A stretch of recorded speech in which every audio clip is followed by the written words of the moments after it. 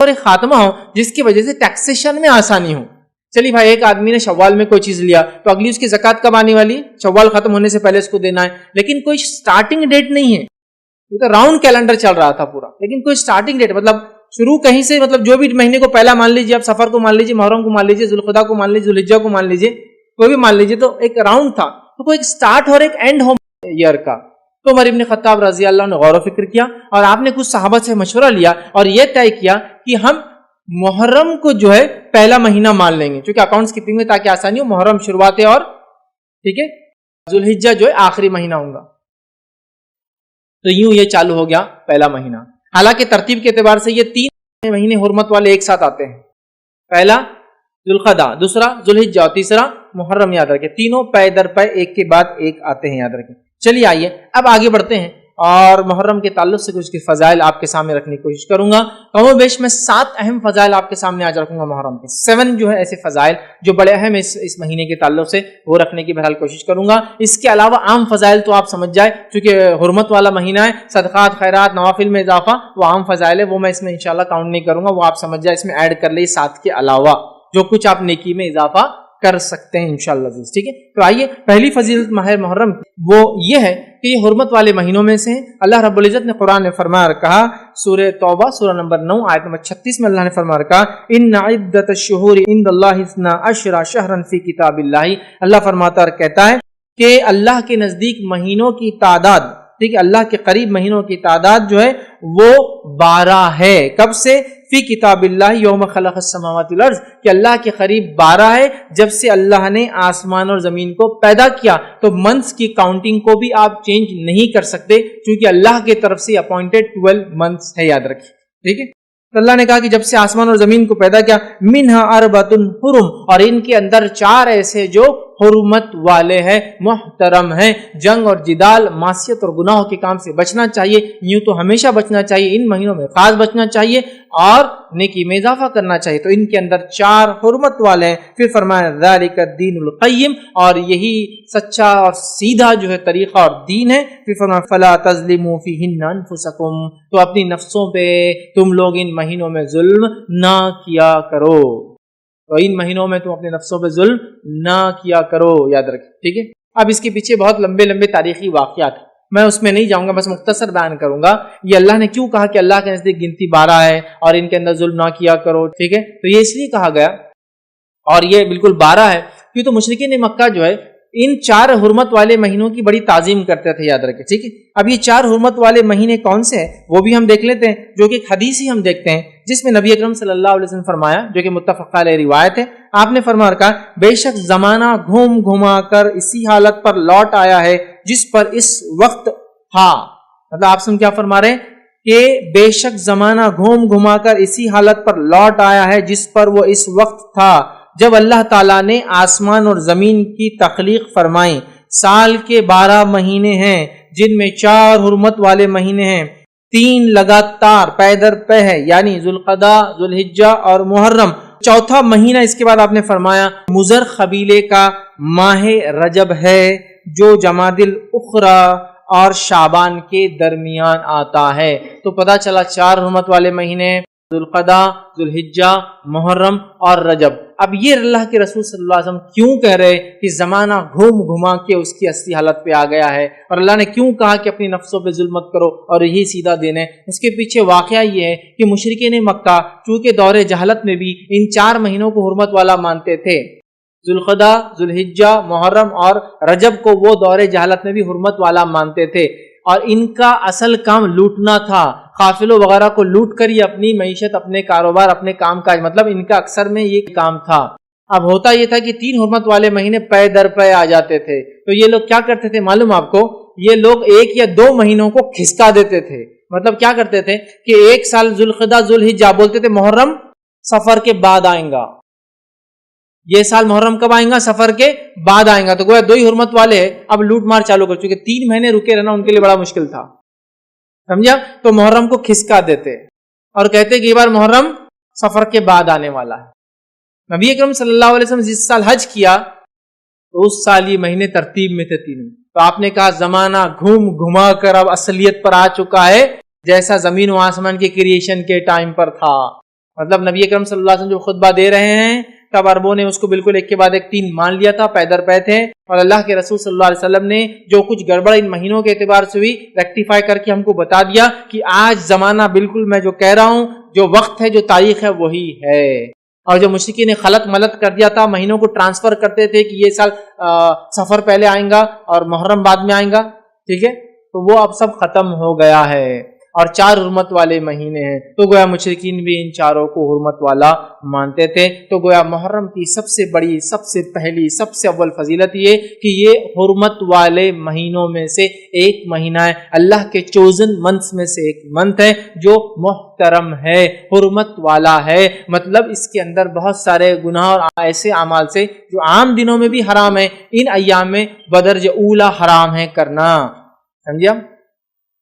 تو محترم، حرمت والا اسی لیے کہا جا رہا ہے کہ اندر بہت ساری چیزیں جو عام جگہ حلال ہے ان مہینوں میں حرام ہے، جنگ جدال کرنا، ڈیفنس کر سکتے، اٹیک نہیں کرنا، تو یہ ساری چیز اس میں انکلوڈڈ ہے، یاد رکھیں۔ تو یہ 4 محترم مہینوں میں سے ایک مہینہ ہے، تو یہ سب سے پہلی محرم کی فضیلت ہے، یاد رکھیں۔ آئیے آگے بڑھتے ہیں، محرم کی دوسری اہم فضیلت کیا ہے وہ آپ کے سامنے رکھتا ہوں۔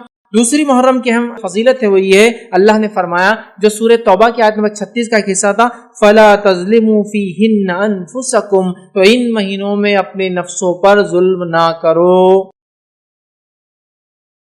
کہ ان مہینوں میں اپنے نفس پہ ظلم نہ کرو، گناہ اور معصیت کے کاموں سے بچو، محترم مہینہ ہے، گناہ کرو گے تو شدت ہے اس گناہ کی، ٹھیک ہے، نیکی کرو گے تو افضل ہے ان ایام میں، تو کہا اپنی نفسوں پر ظلم نہ کرو، اللہ رب العزت نے کہا، یاد رکھیں۔ تو پتہ چلا عام مہینوں کے اعتبار سے ان مہینوں میں گناہ اور معصیت کرنا، یاد رکھیے، یہ زیادہ جو ہے بری بات ہے، اس اعتبار سے کہ اس مہینے کی عظمت و حرمت ہے۔ حالانکہ امام قتادہ رحمۃ اللہ علیہ فرماتے ہیں، ان کا قول ہے، حرمت والے مہینوں میں ظلم کرنا دیگر ماہ کے بنسبت ظلم کرنے سے زیادہ بڑا گناہ ہے اور غلطی کا کام ہے، اگرچہ ظلم کرنا ہر حال میں عظیم گناہ ہے، مگر اللہ اپنے امر میں سے جسے چاہتا ہے عظیم بنا دیتا ہے۔ تو امام قتادہ رحمۃ اللہ علیہ جو بڑے مشہور مفسرین میں بھی ہیں، ان کے اقوال آپ سنتے ہوں گے بار بار، وہ فرماتے ہیں کہ ان ایام میں حرمت والے 4 مہینوں میں گناہ کرنا بڑا زیادہ گناہ ہے۔ حالانکہ گناہ تو گناہ ہی ہے، ہر بار گناہ کا گناہ ہی ملیں گا، لیکن چونکہ اللہ نے ان کو حرمت والا قرار دیا ہے، اس میں گناہ کرنا ایک عظیم گناہ ہے، مطلب اس کا گناہ زیادہ ملیں گا۔ تو ہمیں ان مہینوں میں اپنے آپ کو ظلم، زیادتی اور گناہ اور معصیت سے بچانا چاہیے اور نیکی میں اضافہ کرنا چاہیے۔ تو گویا یہ مہینے میں اس کی حرمت میں، اس کی فضیلت میں ایک فضیلت یہ ہے کہ اس میں ہمیں نیکیوں میں اضافہ کرنا چاہیے، گناہوں سے رکنا چاہیے، چونکہ یہ حرمت والا مہینہ ہے۔ اب یہ حرمت والا مہینہ ہے، معلوم ہوگا تو ہم نیکی میں آگے بڑھیں گے، گناہ سے بچیں گے نا۔ اب نون ہی نہیں، محرم کب آتا ہے کب چلا جاتا ہے معلوم نہیں۔ اچھا، کچھ لوگوں کو معلوم بھی ہے تو بس اتنا معلوم کہ عاشورے کا ایک دن ہے اور کچھ بھی نہیں معلوم۔ نہیں میرے بھائی، یہ پورا کمپلیٹ منتھ، چاہے 29 کا ہو یا 30 ڈیز کا ہو، حرمت والا، اور یہ 4 مہینے کمپلیٹلی حرمت والے ہیں، کمپلیٹلی، بالکل۔ ذوالقعدہ، ذوالحجہ، محرم اور رجب کمپلیٹ حرمت والے، چاہے کتنے بھی دن کے ہو، 30 کے ہو یا 29 کے۔ ہاں، ان میں بھی مخصوص ایام اور زیادہ کچھ ہے، جیسے کہ ذوالحجہ کے پہلے 10 ایام اتنے افضل ہے کہ اس میں کیے گئے اعمال باقی تمام سال کے اعمال سے افضل ہے نا۔ پہلے 10 دن ہم سب جانتے ہیں، تو بڑے حرمت والے، یاد رکھیے یہ ایام ہیں۔ تو اس میں دوسری فضیلت یہ ہے، نیکی میں آگے بڑھنا ہے، اپنے نفس کو ظلم سے بچانا ہے، یاد رکھیے، تبھی ہم ظلم سے بچا سکتے ہیں اپنی نفس کو، جب معلوم ہو یہ مہینہ چل رہا ہے۔ چلیے آئیے آگے بڑھتے ہیں۔ تیسری فضیلت اس ماہ کی، اس مہینے کی، اس منتھ کی کیا ہے وہ دیکھتے ہیں۔ اسے نبی اکرم صلی اللہ علیہ وسلم نے اللہ کا مہینہ قرار دیا ہے۔ محرم کا مہینہ اللہ کا مہینہ ہے، ویسے تو پورا سال اللہ کا ہی ہے، لیکن اللہ جس سے چاہتا اپنی نسبت جوڑ سکتا ہے، جس کو چاہتا اپنی طرف سے فضیلت دے سکتا ہے نا۔ تمام دن اللہ کے ہیں، تمام مہینے اللہ کی، لیکن اللہ اس کو جوڑتا ہے۔ تمام کائنات میں جو کچھ ہے وہ اللہ کا ہے، تمام مسجدیں اللہ کا گھر ہے، لیکن اللہ نے ایک گھر کو خاص نسبت دی اپنے سے، اور وہ بیت اللہ ہے۔ اللہ کی مرضی کہ کسی جگہ کو، کسی مقام کو، کسی دن کو، کسی مہینے کو اپنے سے جوڑ سکتا ہے، یہ اللہ کی مرضی۔ تو نبی اکرم صلی اللہ علیہ وسلم نے اس ماہ کو، حالانکہ سارے ماہ اللہ کے ہیں، اللہ کا مہینہ قرار دیا، اللہ نے اپنی نسبت جوڑا اس میں۔ اس سے بھی اس کی فضیلت میں سمجھتا ہوں آپ لوگوں کے سامنے ہمارے سامنے واضح ہوتی ہے، یاد رکھیے تو ٹھیک ہے۔ تو آئیے اللہ کا مہینہ ہے، اس تعلق صحیح مسلم کی روایت ہے، نبی اکرم صلی اللہ علیہ وسلم فرماتے ہیں اور حدیث کے الفاظ ہے افضل الصیام بعد رمضان شہر اللہ المحرم، کیا فرماتے ہیں؟ رمضان المبارک کے بعد اللہ کے مہینے محرم کے روزے سب سے زیادہ افضل ہیں۔ تو یہاں اللہ کا مہینہ شہر اللہ المحرم کہا، تو یہاں کا شہر اللہ المحرم اللہ کا مہینہ محرم، یہاں ہمارا ابھی جو جملہ ہے یہ لیں گے ہم اللہ کا مہینہ محرم۔ تو تیسری فضیلت اس مہینے کی ہے، نبی اکرم صلی اللہ علیہ وسلم نے اس ماہ کو اللہ کا مہینہ کہا ہے۔ میں سمجھتا ہوں فضیلت بڑی واضح ہے، یہ اللہ کا مہینہ ہے، سارا سال اللہ کا، لیکن اس مہینے کو اللہ نے خاص نسبت دی اپنے آپ سے، یاد رکھیے۔ ابن رجب رحمۃ اللہ علیہ فرماتے اور کہتے ہیں کہ اس حدیث میں اس بات کی صراحت ہے، کلیریفیکیشن ہے کہ رمضان کے بعد سب سے بہترین نفل روزہ اللہ کے مہینے محرم کا ہے۔ رمضان کے بعد ایک تو اس میں شہر اللہ المحرم میں سے پہلے کہ افضل الصیام، سب سے افضل روزہ اس مہینے کا ہے، اور وہ کون سا مہینہ ہے؟ جو ہے محرم کا ہے، اور یہ مہینہ کیا ہے؟ اللہ کا مہینہ، یاد رکھیں یہ یہاں بتایا جا رہا ہے۔ تو محرم یہ اللہ کا مہینہ، یاد رکھیے، اور اس کی بڑی جو ہے حرمت ہے، یاد رکھیے اس مہینے کی، یاد رکھیے ٹھیک ہے۔ اب آئیے، چونکہ اس کو اللہ کا مہینہ محرم کہا گیا ہے، اسی سے ہم اس کی چوتھی فضیلت بھی دیتے ہیں، اور چوتھی فضیلت اس مہینے کی وہ یہ ہے کہ حرمت والے مہینوں میں یہ سب سے افضل مہینہ ہے۔ حرمت والے مہینے کتنے ہیں؟ 4 ہیں، اس میں یہ سب سے افضل ہے۔ یہ تو خاص طور سے اس مہینے کی نسبت یہ کہا گیا شہر اللہ المحرم، اللہ کا مہینہ محرم، سمجھ رہا؟ اللہ کا مہینہ محرم کیا گیا، اور اس تعلق سے بعض اسلاف کے اقوال کیسے دیکھیے، جو میں کہہ رہا ہوں حرمت والے مہینے سب سے افضل ہے، کیوں کہہ رہا ہوں کہ بعض علماء اور بعض اسلاف کے اقوال اس طرح سے وہ کہتے ہیں، جیسا کہ حسن بصری رحمۃ اللہ علیہ جو کہ تابعین میں بڑا مقام، اونچا مقام، کبار تابعین میں سے، وہ فرماتے اور کہتے ہیں کہ حرمت والے مہینے میں سب سے افضل اللہ کا مہینہ محرم ہے۔ نیز فرمایا، مطلب اسی سے اللہ کا مہینے سے فرماتے ہیں اللہ نے سال کا آغاز حرمت والے مہینے سے کیا ہے اور حرمت والے مہینے سے ختم کیا ہے، مطلب محرم سے چالو ہوا اور ذوالحجہ پہ ختم ہوا، جو ہے مہینے سے ختم کیا ہے، لہذا اللہ کے نزدیک سال میں ماہ رمضان کے بعد محرم سے بڑھ کر کوئی ماہ نہیں ہے۔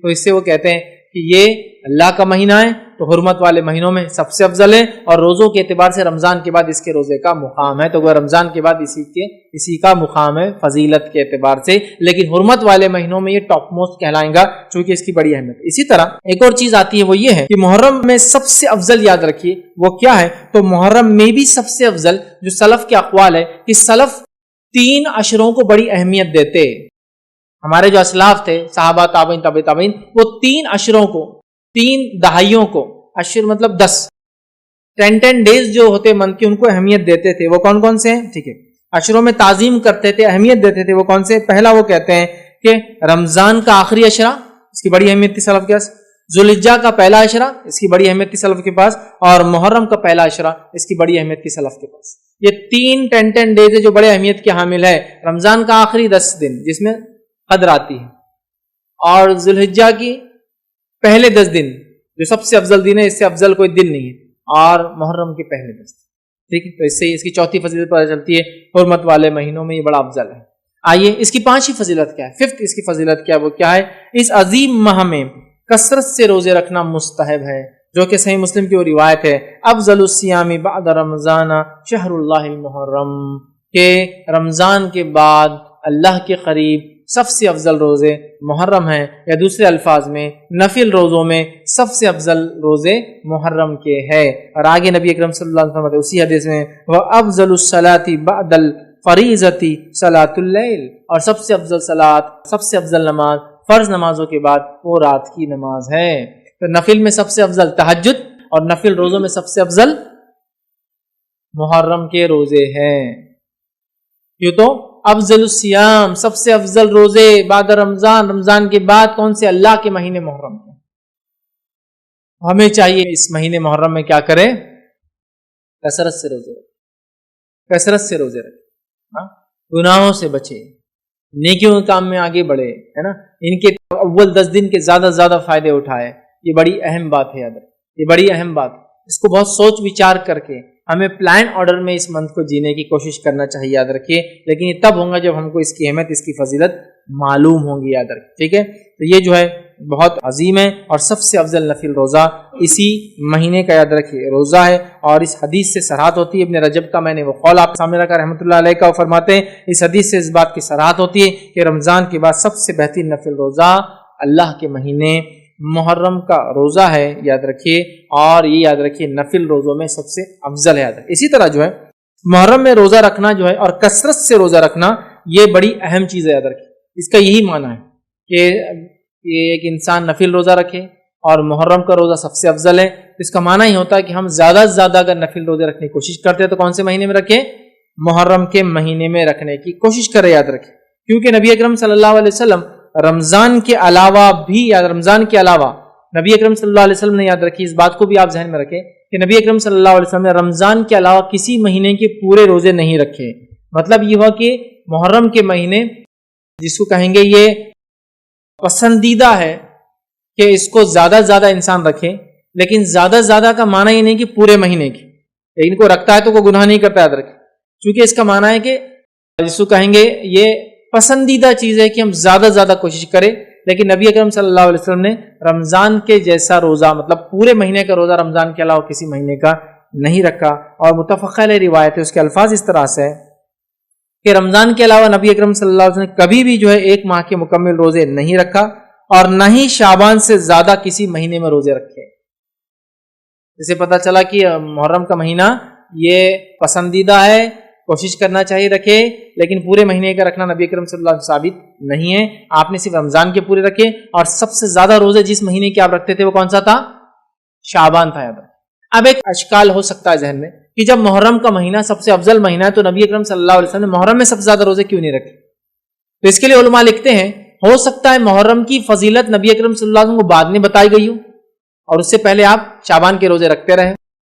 ہو سکتا ہے محرم کی فضیلت تو پہلے بتائی گئی ہو، لیکن غزوات، سفر یا بیماری کی وجہ سے اللہ کے رسول نے اس کے روزے زیادہ نہ رکھے ہو، کچھ بھی ریزن ہو سکتا ہے، لیکن افضل تو سب سے کون سے؟ محرم کے، لیکن نبی اکرم صلی اللہ علیہ وسلم نے کمپلیٹ منتھ کے روزے صرف رمضان کے رکھے، اور رمضان کے علاوہ شعبان سے زیادہ روزے آپ کسی مہینے میں نہیں رکھتے تھے، یاد رکھیں، ٹھیک ہے۔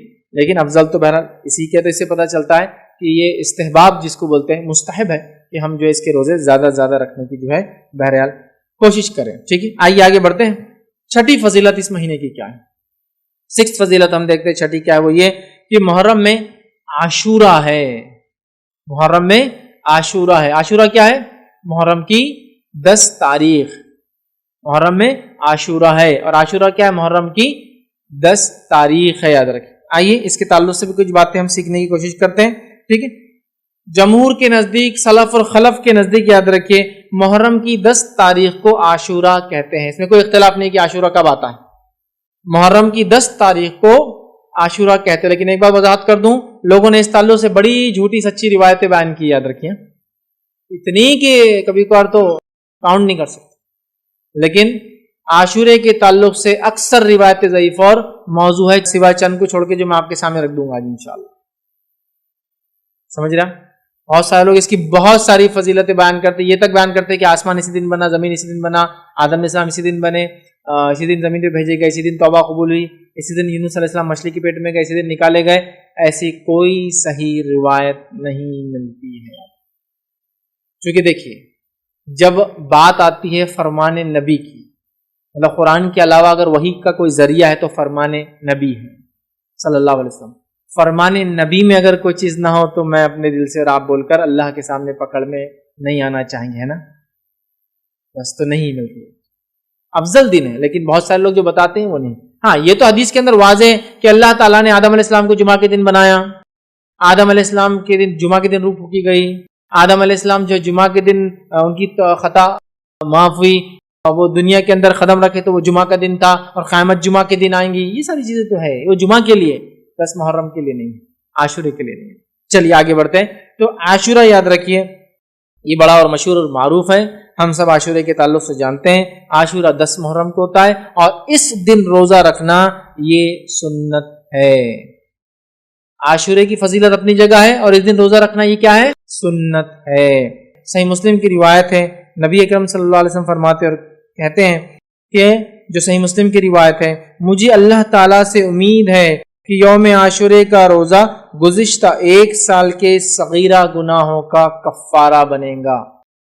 مجھے امید ہے کہ عاشورے کا روزہ پچھلے 1 سال کے صغیرہ گناہوں کا کفارہ بنے گا۔ حالانکہ حدیث میں صغیرہ نہیں ہے، لیکن میں ترجمے رکھ رہا ہوں۔ کیوں؟ اس لیے کہ کبھی بھی کبیرہ گناہ بغیر توبہ کے معاف نہیں ہوتے، اور اگر بندوں کے ساتھ کیے گئے تو بندوں سے بھی معافی ضروری ہے۔ جہاں بھی حدیث میں الفاظ آتے ایک روزہ، جیسے کہ ذوالحجہ کا 1 روزہ پچھلے 1 سال اور آگے آنے والے 1 سال کے گناہ کفارہ ہے، اسی طرح عاشورے کا روزہ یہ گزشتہ 1 سال کے، لیکن یہاں جتنی بھی ایسی باتیں آتی یہ سب صغیرہ ہے۔ جیسے حدیث میں الفاظ ہے ایک نماز سے دوسری نماز کے بیچ میں ہونے والے گناہ نماز کی وجہ سے معاف ہوتے ہیں، یہ صغیرہ ہے۔ جمعہ سے لے کر جمعہ، مطلب ایک جمعہ سے لے کر انسان کنٹینیوس نمازیں پڑھتا ہے اگلے جمعہ تک، تو بیچ کے تمام گناہ معاف ہو جاتے ہیں، اس سے مراد صغیرہ ہے۔ کبیرہ گناہوں کے لیے توبہ واجب ہے، ضروری ہے، کمپلسری ہے۔ اس لیے یاد رکھیے، ذہن میں رکھیے جہاں بھی حدیثوں میں بات آتی ہے صغائر کے تعلق سے، ٹھیک ہے؟ تو مجھے امید ہے کہ یہ پچھلے 1 سال کے گناہوں کا کفارہ بنیں گے۔ نبی اکرم صلی اللہ علیہ وسلم حدیث میں فرمایا، صحیح مسلم کی روایت ہے، ٹھیک ہے؟ اسی طرح عاشورے کے روزے سے تمام چھوٹے گناہ معاف ہو جاتے ہیں، لیکن بڑے گناہ معاف نہیں ہوتے، اس کے لیے توبہ ضروری ہے۔ اب ایک سوال، کسی نے اگر چھوٹے گناہ کیا ہی نہ ہو پورے سال، نہ چھوٹے کیا ہو نہ بڑے کیا ہو، تو پھر کیا ہوں گا عاشورے سے اس کو فائدہ؟ اس کے درجات علماء لکھتے بلند ہو جائیں گے۔ چھوٹے بھی گناہ نہیں کیا، بڑے بھی گناہ نہیں کیا، اس کے درجات بلند ہو جائیں گے، یاد۔ اسی طرح اگر کسی نے چھوٹے گناہ نہیں کیا ہو اور بڑے ہیں اس کے اکاؤنٹ میں، تو علماء لکھتے ہیں انشاءاللہ عزیز ان بڑے گناہوں کے شدت میں انشاءاللہ اللہ تخفیف کریں گا۔ مطلب اس کے تعلق سے علماء لکھتے ہیں کہ اگر کسی کے کبیرہ اور صغیرہ گناہ نہ ہو تو اللہ تعالیٰ اس کے درجات کو بلند کر دیں گا اور اس کی نیکیوں بڑھا دی جائیں گی، لکھ دی جائیں گی۔ اور اگر ایک یا متعدد کبیرہ گناہ ہوئے لیکن کوئی صغیرہ گناہ اس کے اکاؤنٹ میں نہ ہوا، تو ہمیں امید ہے کہ کبیرہ گناہوں میں سے کچھ تخفیف کر دی جائیں گی، شدت کم کر دی جائیں گی، ہلکا کر دیا جائے گا انشاءاللہ، ٹھیک؟ تو بہرحال تو کسی نے اگر صغیرہ کیا نہ ہو نیکی ملیں گی، درجات بلند ہوں گے، اور کبیرہ ہو صرف اکاؤنٹ میں، صغیرہ نہ ہو تو انشاءاللہ تخفیف کی امید کی جا سکتی ہے انشاءاللہ، ٹھیک؟ اسی طرح جو انسان کو چاہیے کہ 10 محرم کے روزے کے تعلق سے اپنے اہل و عیال کو، گھر والوں کو، بیوی بچوں کو، غلاموں کو، جان پہچان والوں کو سحر کے لیے بھی جگائے اور روزہ رکھنے کی تاکید کرے۔ سمجھ رہا؟ سحر کے لیے بھی جگانا چاہیے روزہ۔ اور سحر کے لیے میں کیوں کہہ رہا ہوں؟ کیونکہ یہ عام دنوں میں سحر کا ٹائم کسی کو معلوم نہیں ہوتا، خاص دنوں میں رمضان میں تو پورا اس کا تقویم آ جاتی نا، ٹائم ٹیبل آ جاتا ہے۔ عام دنوں میں ٹائم ٹیبل نہیں ہوتا تو بڑا کنفیوژن ہو جاتا ہے۔ تو آپ لوگ آج کل تو بڑا آسان ہے، آپ اگر موبائل سے یوز کرتے ہیں تو آج کل تو ایسے ایپس ہیں جس میں آپ ڈال دیں کہ آج کا سحر کا آخری وقت، تہجد کا آخری وقت اور سحر کا آخری وقت ایک ہی ہوتا ہے، مطلب فجر کی سٹارٹ سے پہلے سحر کر سکتے ہو، تہجد بھی پڑھ سکتے ہو۔ آپ دیکھ لیں بآسانی آپ کو مل جائیں گا۔ ہر زمین زمانے علاقے کا الگ ٹائم ہوتا ہے، اس لیے میں کوئی ٹائم بول نہیں سکتا ہوں، لیکن فجر کی سٹارٹ سحر کا خاتمہ ہے، یا پھر جس کو کہیں گے تہجد کا آخری وقت، سحر کا آخری وقت، ٹھیک ہے؟ تو بہرحال آپ اٹھائے، سب کو تیار کرے۔ آئیے اس تعلق سے ایک صحابیہ کا واقعہ سنتے ہیں، اور وہ فرماتی اور کہتی ہے، جن کا نام ربی بنت معوذ رضی اللہ عنہ، وہ کہتی ہے ہم خود اس روزے کو رکھتی تھی اور اپنے بچوں کو بھی روزہ رکھواتی تھی، اور ہم ان کے لیے اون کا گڑیا بنا دیتی تھی، مطلب اون کی گڑیا بنا دیتی تھی۔ چنانچہ ان میں سے جب کوئی کھانے کے لیے ضد کرتا یا روتا تو وہ گڑیا ہم کھیلنے دے دیتے تاکہ افطار تک وہ کھیل میں مشغول رہے، مائنڈ ڈائیورٹ کرنے بچوں کا۔ تو وہ بڑے بھی رکھتے تھے، بچے بھی رکھتے تھے، اور بچوں کا مائنڈ ڈائیورٹ کرنے میں اون کی گڑیا بنا کے رکھتے تھے۔ سمجھ رہا؟ تو عبادتوں میں بچے بھی شامل ہوں گے، اور بچوں کا خیال رکھنا بھی اس حدیث سے پتہ چلا کہ صحابیات پہلے سے ان کے کھیلنے ملنے کا انتظام کر دیتے تھے، حالانکہ یہ بہت غربت والا زمانہ تھا، تو اون ہوتا تھوڑا سا گڑیا بنا دی، بچہ ضد کرا اگر روزے میں کہ مجھے کھانا ہے، کھیلنے دے دی تاکہ وہ کھیل میں لگ جائے اور روزہ کمپلیٹ ہو جائے، افطار تک کھیلتا رہے یاد رکھے۔ اور جو روایت دیکھی متفقہ علیہ تھی، وہ جو صحابیات گڑیا بناتی، ٹھیک ہے؟ اب جو 10 محرم کا جو روزہ ہے، جب نبی اکرم صلی اللہ علیہ وسلم نے اس کا حکم دیا تو آپ کو بتایا گیا کہ اس دن جو ہے یہود بھی روزہ رکھتے ہیں، ٹھیک ہے؟ تو نبی اکرم صلی اللہ علیہ وسلم نے فرمایا کہ ان کی مخالفت میں ہم پھر 2 روزے رکھیں گے.